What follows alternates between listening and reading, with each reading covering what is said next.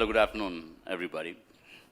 I have with me today two of the most formidable minds I have heard about, read about.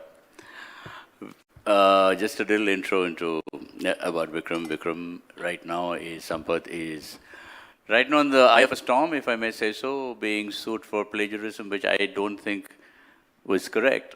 Sorry. That's my opinion. We have Mr. Rajeev Gowda, planning genius, and one of the founders of the planning school, and also who has an internship program for students, which on to understand politics, political activism. Am I right? Okay. So let's start with Vikram. You have been. People say that, I mean, there's been a certain section of people who say that you have a Hindutva point of view, especially in writing about Savarkar. Now, there is a contradiction in that, I believe, because you have done a very eclectic number of books, from the Vadiyars to John to a lot of people. Now, how do you really think that the Indian mind is colonized? Good afternoon, everyone, and it's a great pleasure and honor to be here. And thank you to the Indian Express Group for inviting me to this session. I think the subtitle of this session is what we are probably focusing on. We don't know what the epic idea is, and Mr. Gowda and I were discussing this in the green room. I think the crux of this session is on decolonization.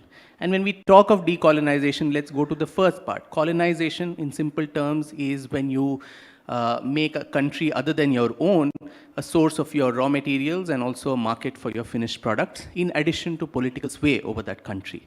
But in addition to political and economic control of another country, there's a third dimension which we seldom consider, and that is cultural subjugation. And this cultural subjugation or subordination of another country and culture happens through multiple ways. The colonized subjects, language, belief systems, traditional knowledge systems, epistemology, production and dissemination of knowledge in that country. His attempt is not only to introduce this, but also to make the colonized start somewhere subliminally believing in this thing that we are inferior. So a lot of post-colonial societies, such as India, are in a constant state of flux because of this on the cultural arena. And how long this will last depends on several factors: political, social, economic factors, how many waves of colonization happened, what is the identity crisis that particular society has, and so on. So many Latin American countries, African countries, and I think even China to a large extent, has managed to shrug off this cultural subordination and getting back to your own identity, and your native roots. But a lot of countries of the erstwhile Indian subcontinent, the undivided India, are, in my view, lagging behind. So the decolonization of the Indian mind, so to say, is a work in progress. And when we're talking of decoloniality, it is not, I would emphasize, with a sense of hatred for someone, or with a sense of xenophobia, or a hatred for the West, or it's not a discourse against somebody, but it needs to be a discourse and a discussion of looking within your own systems and how you can get back to your roots. Can that native identity assert itself through labels, through lexicons, through ideas and ideologies that it will decide, and it will not be imported by another society on it. So I think that, to me, is the sum and substance of what decolonization means. And in that sense, we are still, as I said, a work in progress. Rajiv, let me swing the question to you. America was a colony, the British colony, Australia, Canada. Do they have this decolonization problem? Because they seem to be pretty relaxed about the UK. And they also seem to be mildly, amused with the things Britain does. So why is it that if India, as Gautam says, the mind has to be decolonized? America, Australia were populated by people who were essentially the same as the mother country. And so they didn't really have a major cultural difference. If anything, the people who should be talking about decolonization are the Native Americans, and they don't really have much of a say. If you were expecting fireworks, you'll actually be surprised that I agree with what Vikram has said. But I want to take it much further.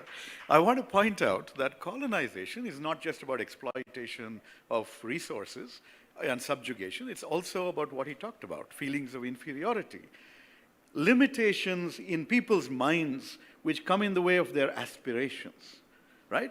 And so when you talk about decolonizing people's minds, we want to liberate them from the barriers that are preventing them from unleashing their potential. Yesterday was International Women's Day. Why do we have that? Because societies across the world historically have kept women in a secondary position. And that has become something that is internalized by a lot of them, right? I used to teach at IIM Bangalore, and I would discuss some of these complicated issues, especially issues related to reservation, not by talking about caste, but talking about gender. I would say, if you think that there's a level playing field, why do we have only 15% women in this class, right, in my MBA class? And then they would say, oh, yes, there's societal pressure, people are pushed in a particular direction. And so really the challenge is, how do you break those barriers and move forward? One sec, let me just finish. I also mentioned the word caste and reservation, right? If you think about that, that's another system that's been in place in India forever.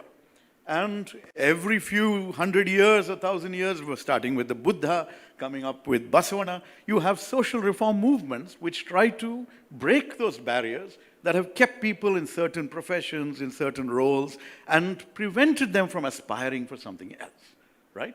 So the larger story really is about how do we go beyond where we are to truly liberate ourselves and embrace the diversity of our cultures and knowledge and our language and the richness that is India, which inadvertently gets colonized by either the English language or the dominant regional language. I mean, there's just so much out there, okay? Or even some dominant cultural practice. So it's a very complicated thing. And a lot of that has happened not necessarily through design, but it's just happened because of the way life goes on. And there's always a good point to try and turn things around. All right, you answered the question I was about to ask, so let's move on. Currently, the battlefield of history is the independence years and the people who have participated in the independence during the independence struggle. Now, whether it be Godse or whether it be on Savarkar as he wrote, the nuances are missing. I'm not defending Godse at all, but understanding Godse has never been a great priority for, the established academic situation. Why did he do that? Godse was a man who loved Gandhi. Godse was a man who kind of took Gandhi as a father figure. But Godse did feel tremendously betrayed by the establishment, the Congress or Gandhi. I mean, he felt betrayed because he had been to the partition period. He had been to kind of in Hyderabad when there was a lot of massacre and stuff going on. Now, that was what prompted to kind of kill Godse. Now, and again, yesterday, Shashi Tharoor spoke about the binary perceptions of it. I mean, it is that, I do think that Gautam could have put a little bit more of nuances in his book on Savarkar, which I just skimmed through. Which I just skimmed through. No, Gautam was a friend of mine, it looks like you. So that it just kind of clicked on that. Now, why is it that this binary perception exists? Because Savarkar was a strategist, he had a strategic mind. So, the way I read it is that what he talked about compromising with the British was more of a strategy to kind of get his agenda through. And he had participated in all kinds of activities against the British Empire. So, is it because he belonged to a particular kind of worldview that he was demonized rather than, With your permission, I'd like to probably expand it beyond, because this is, I think, not so much of a discussion only on Savarkar, but I'll bring that in some flavor. But I think history as a very important tool of colonization, as a sense where the colonizer made you to feel that, they had almost a natural right to rule over you. So a lot of the myths that we've been fed, like right from the mythical Aryan invasion theory, which now subsequent genetic discoveries, archaeological excavations at Rakhigadi and Sanauli and so many other places have increasingly shown the facts are in a different direction. But then a lot of these myths were perpetuated during our colonial past only to make us feel that you are not even capable of ruling yourself. Right from your earliest civilization, there have been people who have come from outside, they have subjugated you, and so it's just par for the course. What we, the British, are doing is the same thing. It's a continuum. You had the Turks, you had the Mongols, you had the Mughals, you had all kinds of people who came in, and you were an open field for defeat. So the history of India is also shown as a long laundry list of defeats, where we only seem to have lost battles, but then if we are around as a civilization, there must have been some battles that we won also, and so these things do not even come into common discourse. And similarly, the freedom struggle, which is also an important aspect of our history, where we are shown a very, very linear, monochromatic, and a simplistic narrative of what freedom struggle meant. With I often say it's like that Attenborough film. It just goes from frame to frame. But there were numerous unsung heroes, heroines, multiple strands. The dominant, non-violent strand notwithstanding, there were armed rebellions right from 1857 to the last war of independence, the naval mutiny in 1946. And these are the subaltern voices of Indian freedom struggle. But one more point I'd like to mention, because it is about history, is about this whole idea that a lot of us educated Indians also, somewhere subliminally, we are taught to believe that India is an artificial product. It is not even it was stitched together by the British. There was this infamous statement of Sir John Strachey, who was a British administrator in the 1880s in charge of the Imperial Civil Services. And while teaching the newbies of the civil services, he used to say the first and the most important thing to note about India is that there is not an India and there never was an India. So just imagine, even today, a lot of educated Indians, without any malice, without any political prejudices, we believe that before that we were a land of disparate princely states, all fighting with each other.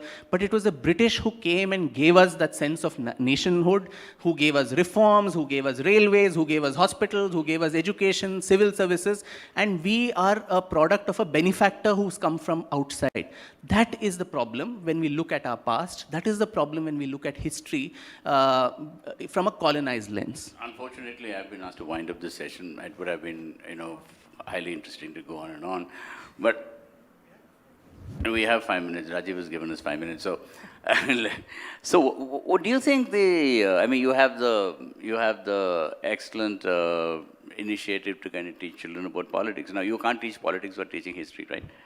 Without an understanding of history, you cannot understand politics, and vice versa. So, this whole demonization of people who have not fought with the Congress, because the Congress dominates the freedom struggle narrative.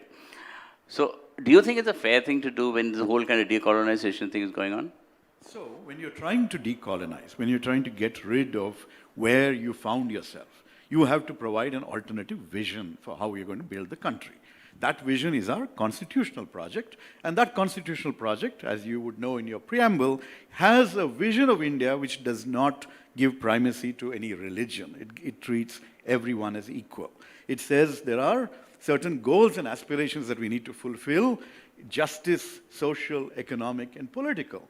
If it was already there, why would we have to put it in there? There's a word there called fraternity, which is under great threat today. Fraternity means that we all live as brothers and sisters happily, and that's hardly what's going on, right? So basically, what this whole constitutional project is about building a nation over decolonizing by getting rid of those barriers that have been put in place by caste and gender discrimination and language discrimination, whatever else. And the focus is on the future. not necessarily only on history. Because history you can keep rewriting, you can keep fighting, and all about that. But the basic thing about the future is, how do we, if you want to recapture this glory, or you want to create this glory for the first time, which is a modern India that is, on par with the best of the world. And that's what we've already managed to do in certain fields, especially in education and IT and some of those domains. And from where the kind of poverty that we found ourselves in 1947 to where we've come in 75 years is an extraordinary amount of progress that we've achieved. Debunking and trashing that is also a tremendously stupid activity. And the students of WhatsApp University are not serving themselves well by actually falling for that kind of, it's a new kind of colonization of their minds when they fall for misinformation and disinformation and trash the extraordinary contributions of everyone who built this country and who are continuing to do so. And even more so when you don't have an understanding of those nuances of the freedom struggle that you talked about, because those circumstances called for certain actions, certain ideologies, certain sacrifices, certain patterns. And the difference between the author of his biography and the stream of ideology that I belong to is that we focus on inclusion and we focus on treating everyone, man, woman, religion, caste, everyone as equal. And we want to create an India where these divisions, where we decolonize our minds and we celebrate the diversity and strengths of India. Well, didn't the Congress try that for so many years? It didn't manage. Absolutely. Have we not seen transformations in terms of women's progress? Panchayati Raj, if you go to a village and you see that a Dalit woman has been elected the chief in a place which was always filled with hierarchy, that is breaking every colonial mindset problem that you have. Those things you need to learn to appreciate. I need to see the audience applauding those kinds of transformations. Instead, we look at it from the point of view of our own caste and say, oh, we are threatened by reservation or something like that. The point is, there are crores of Indians who have fallen behind. You need to give them a chance to unleash their potential. That's what the Congress has done, whether with Panchayati Raj, with reservations, with numerous other initiatives. And it's not just the Congress. This is part of everyone who has believed in the constitutional agenda. We've done it together. Unfortunately, to break this up, we could have gone on. It's a fascinating subject.